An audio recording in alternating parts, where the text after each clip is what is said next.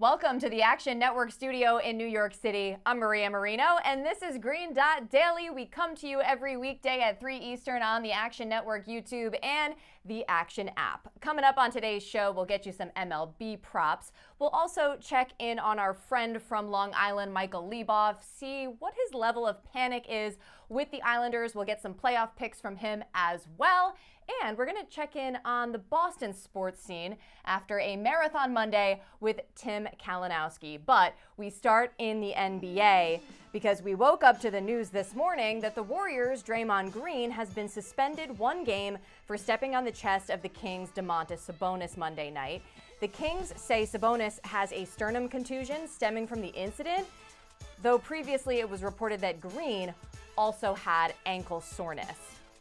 With that, we welcome in our analyst, Chris Raybon. Chris, good to see you as always. We'll get to how you would bet the Warriors in a second here moving forward, but I have some thoughts on this. Can I just vent to you? Do you mind?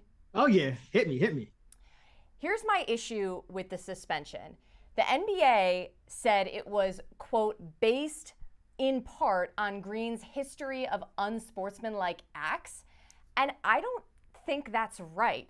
Now, I understand if you're officiating a game in the moment that history might come into play subconsciously or consciously, that bias prevents you from giving the benefit of the doubt, but I don't think you should be punished twice essentially for prior infractions. That would be like, okay, you get a guilty verdict and you get sentenced and you serve time, and then wait, later on you have to serve time again? I just don't think that's fair. What do you think? Yeah, I think the NBA handled it kind of poorly in putting out that quote, but I do kind of get where they're coming from, because the bottom line is if you're Draymond Green, this can't happen. And that's the message from the league. That's been the message, and that should be the message from the team. And Draymond has let this team down time and time again. I mean, you've seen him do it against Cleveland back in, when he got suspended. You've seen him do it earlier this year with the punch. So this just can't happen if you're Draymond Green. I don't care if the rules are fair or not. They're only unfair because you've made a habit of doing something, these stupid things. And now you put your team in a real big hole because you don't have home court and you need this game 3. And it's a must win, and now you're without one of your best players. So I don't really have sympathy for him, even though I do kind of agree with you, but I don't have any sympathy for Draymond in this one. I get where you're coming from. My thing is just he was punished in the game. He was given a flagrant 2, and he had to leave the game in a tight game. And so to me, that punishment should be enough. However, you're right that Draymond should know better. Just point blank period, he should know better. And we also haven't mentioned yet that Sabonis initiated that contact and grabbed his ankle. So it's a tough one. It's a really tough one. But you mentioned, obviously, Game 3, which is coming up Thursday. Warriors hosting the Kings this time. What would be your play on that game? If I'm looking at the game, the line has dropped from 7.5 to 5.5. I still think the Warriors come out, very, very motivated. They've been much, much better at home this season. So I would look at the Warriors full game, but I think first half probably would be even better, because I really think they are going to come out strong, start fast at home, get the crowd into it, and try to get back in the series, Draymond or not. So I do think the Warriors will finally have some success. So far, the series has kind of played out how I think, a lot of us kind of thought it may play out, just given the trends of this year with the Warriors struggling so bad on the road. So I do like the Warriors here, but in terms of the series, I still think there could be some value on the Kings here. I mean, when you go up 2-0, historically, it's pretty much series over. And with the way the Warriors are struggling on the road, I just don't know I know they're defending champs, but I just don't know if they get back in this one. So this hasn't really changed your perspective on the series because, going in, you had that information of just how abysmal the Warriors have been on the road. So you like the Kings all along. And to clarify, this is almost just kind of making that it's going along with that. Yeah, absolutely. And, obviously the series price has shifted drastically. Opening the Kings were around plus 200, plus 250. Now they're minus 165. That implies about a 60, just over a 60% chance of winning the series with being up 2-0. And again, the odds are probably greater than that, much greater than that, historically speaking. And just with the fact that the Kings still have home court advantage, and they will, even if they, drop these next two games to the Warriors in Golden State. So I still think there is some value in the Kings. If you didn't get in, obviously before the series, you're probably kind of saying, oh man, but I do think there's still a little bit of value here with the Kings at minus 165. Right. And I was struggling to find the word validate before. Like, it validated what you already knew, which is that the Warriors have to win this series on the road. And game 1 and 2 was just evidence that they couldn't, regardless of anything to do with Draymond Green, although I agree with your point earlier that, it could also just be a rallying cry for them in game 3. But it doesn't change the fact of the matter for the entire series. Let's talk about tonight's slate. We'll start in the West. What should we know about Lakers-Grizzlies game 2? Yeah, so I know the Grizzlies may be down John Morant here, but they're another team that they've started really well out of the gate in the first half when they are at home. 61-29 against the spread, 69%. Since 2021, this year, they're also hitting 69%. They're 29-13. And, all time in the postseason, they are 5-2 against the spread in the first half. So I know it's, there's some doubt here with the Grizzlies, but I do think they may be able to start fast at least on their home floor here. Yeah, and I think people are already kind of sleeping on the Grizzlies, maybe a little too soon with that. But how about T-Wolves Nuggets? Anything we should be keeping an eye on there? Yeah, so the Nuggets, usually you don't want to lay points in pretty much any sport, but especially, the Nuggets, 8.5 is the line. But I actually found a trend that I found pretty intriguing. Going back all the way to 2005, a top 3 seed that opens -8 to -10 in game 2, game 3, or game 5, 57-29-2, 66% against the spread, and about 60% against the spread in the first half as well. So Nuggets dominated in game 1. And even when you look at teams that are coming off big wins in game 1, that trend still holds up. So it might be counterintuitive, but you might want to go back to the well with the Denver Nuggets here. Okay, how about as we look at the Eastern Conference matchup tonight, we got Heat Bucks game 2. Giannis was upgraded to questionable. So what are your thoughts there? Yeah, so I initially liked a couple of point, rebound, assist props with, thinking, Giannis was doubtful. And with the upgrade, they're obviously contingent on whether he plays or not. But Drew Holiday over his point, rebound, assist number, with Giannis off, he's averaging about 40 per 36 minutes. It's at 31.5 right now. Was at about 34.5 when Giannis was doubtful. So it's kind of floating in the low 30s. But if Giannis is going to be limited in any way or he's ruled out, I think Holiday goes way over that number. And Grayson Allen, he's just been playing really well against Miami this year, averaging 14.8 points per game on over 50% from the field and from deep in 4 games against the Heat. So his number is down to 14.5. And that's one where, it was kind of played on the assumption that Giannis was going to miss. But even if Giannis does play with the success Allen's been having, I think that one, you may still be okay with it, even, regardless of whether Giannis plays or not. But those are the 2 I liked, but it's obviously contingent on whether the Greek Freak suits up. Okay. Any other trends we should take a look at?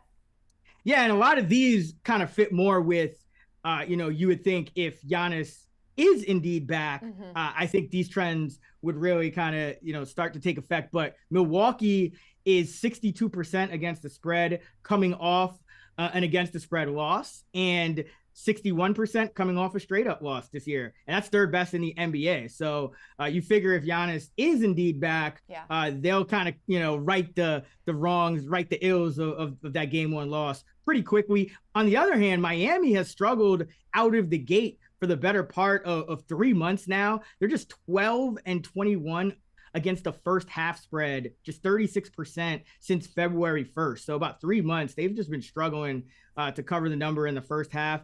And as far as the total goes, and again, this is another Giannis thing, but 26-16, 62% Milwaukee to the over when they are at home.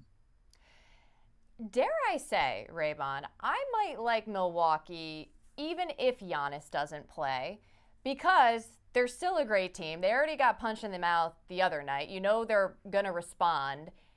Tyler Hero, is not playing for the Heat. So I still think I would be a little surprised, honestly, if the Heat took both, even with Giannis out. Yeah, and it's tough because, we kind of saw this with the Warriors. When a team loses game one, I think the market is very sharp now at kind of adjusting for that other team to bounce back and kind of even it up. And so I do agree that Milwaukee could still end up winning this game and having a lot of success. But the number is tough here because, even when he was doubtful, the Bucks were still about 6.5 point favorites, just kind of banking on that, that bounce back. So I do agree with you, but I don't see much value personally in the number. Fair enough. Raybon, thanks for first listening to my rant, and secondly, for all of your wonderful insight. Anytime. Always a pleasure. See ya.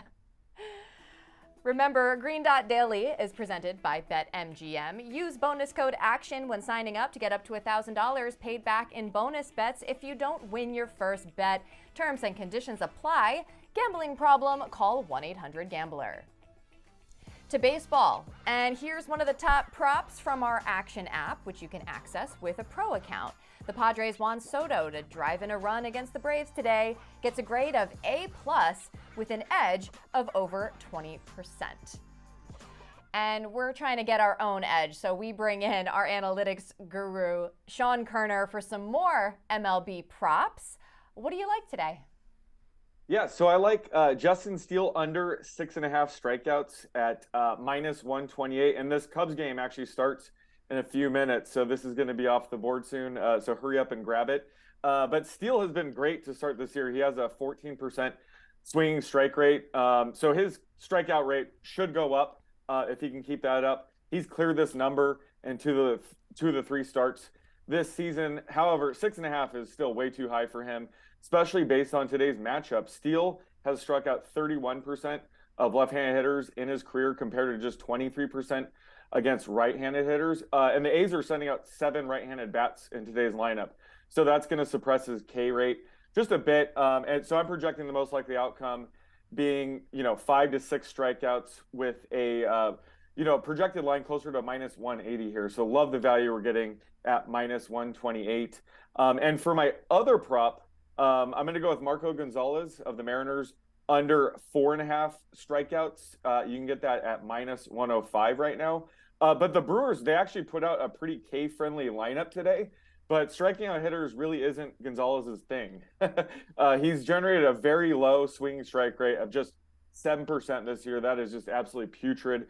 It's going to be tough for him to strike out 5 batters with that kind of rate. He's also benefited from 21% of his pitches being called a strike this season. That's not sustainable. It'll be closer to 18% going forward. So that it's going to be tougher for him to rack up Ks based on that. I guess the only skill he has in order to generate strikeouts is getting hitters to chase pitches outside of the zone. He's actually very good at that at 37%.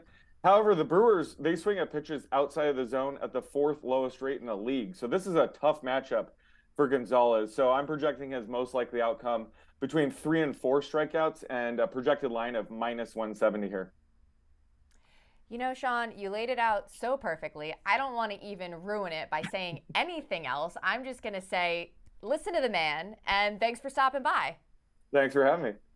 To the NHL, check out this playoff trend. Underdogs went 6-2 in Game 1 of their respective series, so a $100 bettor would be up $642. Boston and Carolina were the only favorites to take care of business in their first matchup.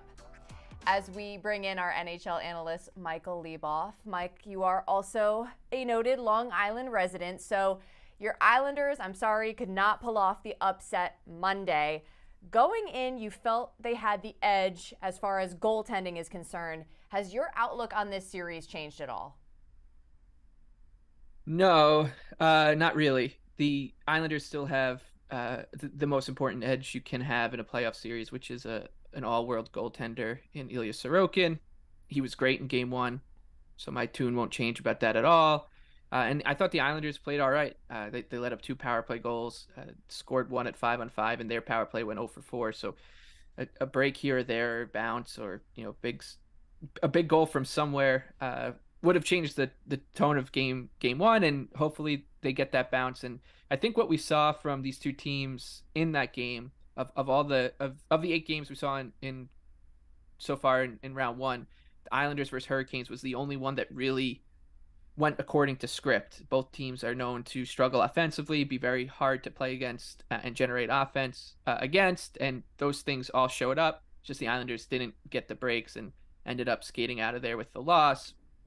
That said, now you sit in a pretty horrifying position where it's not a must win to win Game 2 on the road, but if they lose, then I'll be staring at 48 hours of trying to convince myself that the season isn't over before a must-win game on Friday night, which is not really what I want to do. So right. I'm hoping they win, and I actually think they have some value because, as I've said before Game 1 and on Line Change, our NHL betting podcast, these two teams, when they play each other, it'll just be a rock fight. And in those kind of situations where one bounce here or one big game from someone on either side could be the difference, you want to be on the underdog. Carolina just doesn't profile well as a favorite with their inability to score because they can't really get margin. The talent difference isn't all that wide, especially with the injuries they're dealing with. So laying minus 170 minus 175 with Carolina is just not appealing to me. So I still think the Islanders are the value side. So unfortunately, I'm back on my boys. Okay, so just to clarify, we have a show rundown document. We wrote in there, panic meter on the Islanders ? And you wrote down million. So that's more just like your anxious fandom than it is necessarily, betting on the Islanders to win the series. Yeah, I'm pretty good at separating the two things. That's good. And I think when you, as a fan, you look at it, a two game deficit in a series where you were already the underdog feels insurmountable. But everybody in this going into the series projected it to be pretty tight. I think the Islanders, their goal for these first 4 games was basically, let's just get back to Carolina for Game 5, 2-2, or at worst, just get there for Game 5 and pray we can mount a comeback. But that job becomes a lot harder if you fall down 2-0. But right. Yeah, the anxiety really comes into play when you think about, if they lose tonight, that means my Thursday and my Friday are going to just be spent fretting and being scared. One game at a time. So you already mentioned that you feel like the Islanders have the value. That's your best bet tonight as well?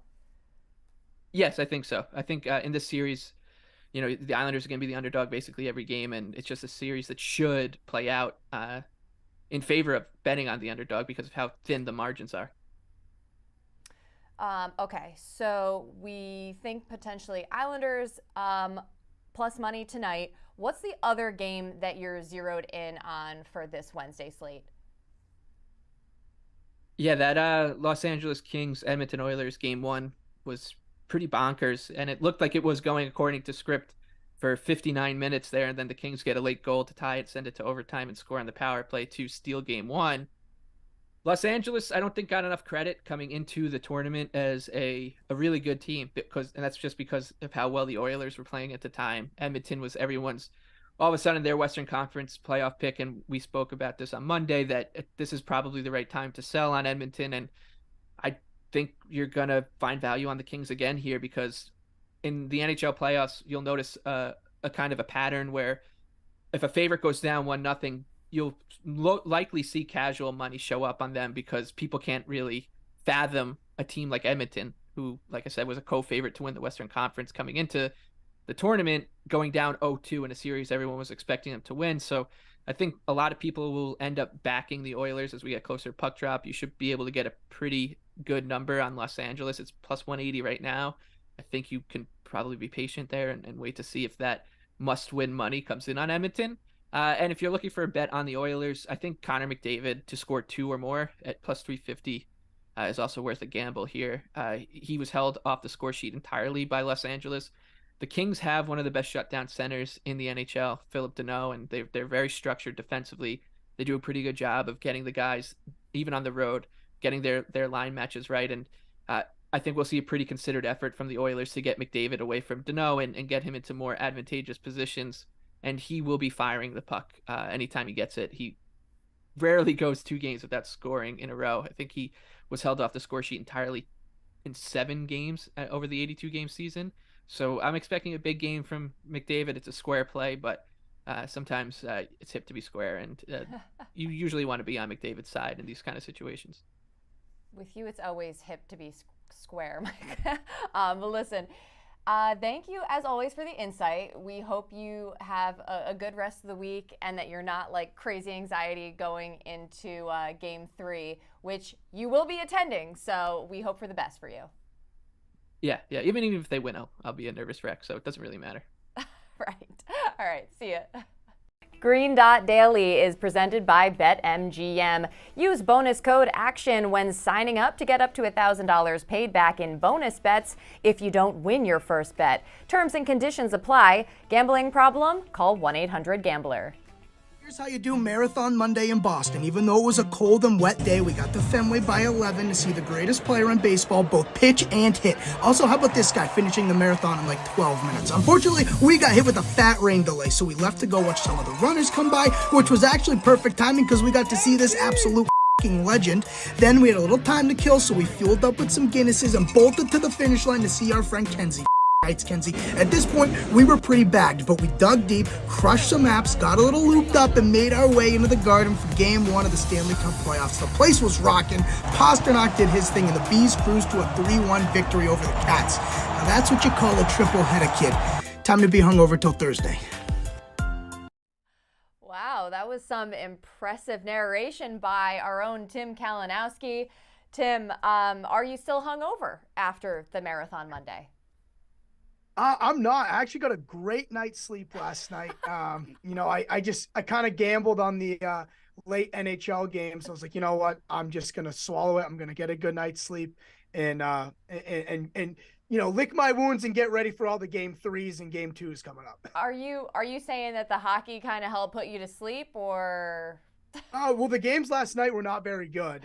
So I think that put me to sleep. The big thing, you got to sweat it out. That's the first thing. I don't really like to get too banged up out in public. It's way worse when I'm sitting on my couch for like 12 straight hours and all I have to do is go into my room. But yeah, you got to sweat it out. That's what makes you feel better. All right, we'll talk some more Boston sports here in a second, but I have personally never witnessed a marathon. Any tips for, a spectator at a marathon? I mean, it's a blast. Like, you think about it, you're just going to see these people run by, but it's so cool. I mean, every person that you see come by, they have a story, right? And so maybe they're wearing something that supports their charity or whatever, and it's really cool to see. But I will say, so you can track whoever you want to see with their bib number on your phone. And it's like a little delayed. The technology is pretty good, but it's just a little bit off. So we were there to see our friend Mackenzie. Shout out Mackenzie, great job. And my girlfriend and I stopped into a bar, and we said, she's not coming by for an hour. And we missed her. Oh. We missed her. We were sitting there. We had an hour till she got there. We missed her by like 7 seconds. So don't be like me and an idiot. They make it easy for you. Don't try and time it to the millisecond. Yeah. You got to account for that and try to play it safe. Get there a little early. Now, you also saw the Red Sox lost to the Angels, albeit there was a rain delay. Thoughts on Ohtani? I mean, this guy, megastar. Mega star. There was I mean, people from all over the world to see the guy play. You can just tell. I mean, Boston's one of those cities, right? Where just it's a melting pot. See people from all over the world there, and he's the draw. This is the guy. I kind of joke like this is a guy that can save baseball. I mean, I always say like I always picture sports of how do I sell this to my family who's like not that interested in every single sports event I want to go to, saying, hey, this guy's gonna pitch and then he's gonna hit second. That's pretty damn cool. I mean, I'm all in for Ohtani. He needs to get out of Anaheim, but that's a story for another day. Right. You got to see him, strike some people out. You got to see him at the plate as well. Are you down on the Red Sox this year, though? Oh, I'm big time down on the Red Sox. I mean, we were talking last week, like, hey, I'm like, I'm a guy, I want to go to the game and spend money on beers. Like, I get it. It's going to be $15, but like, it's a cost I already have in my head when I get there. But truthfully, the way I feel, I'm like, I'm donating money to this franchise, this organization to just suck. I mean, hate is stronger than love. I'm telling you, I felt more passion at the Red Sox than I did at the Bruins because I'm just sitting there hate watching them. They've introduced that lineup. I'm like, these guys deserve to lose. Well, I don't feel bad for you because on the bright side, we have both the Bruins being title favorites at plus 275 and the Celtics at plus 275 being title favorites. You got to see a Game 1 win over the Panthers the other day. How you feeling about your Bruins and your Celts? Yeah, I mean, people that aren't from here, people that hate Boston, it's a tough time to hate Boston because both of these teams now, favorites. The Celtics fell back to Milwaukee, but the Giannis situation, the Celtics leapfrog back to being the favorite. And all I got to say is, I think one of these teams are going to win. So people are just going to hate Boston even more. I would say one is going to win. But like I said, I wish I could just sit here and talk about the Red Sox and how bad they've been. It's more fun. It's more fun sometimes to hate than it is to love. It gets the blood going a little bit. I feel like you would never be happy, right? Because now you'd rather them just be bad so you can hate on them. But my most fond memories as a Boston sports fan are games that was a big upset or a game that Boston choked than they are big wins, just because of that reaction felt like it lasted so much longer.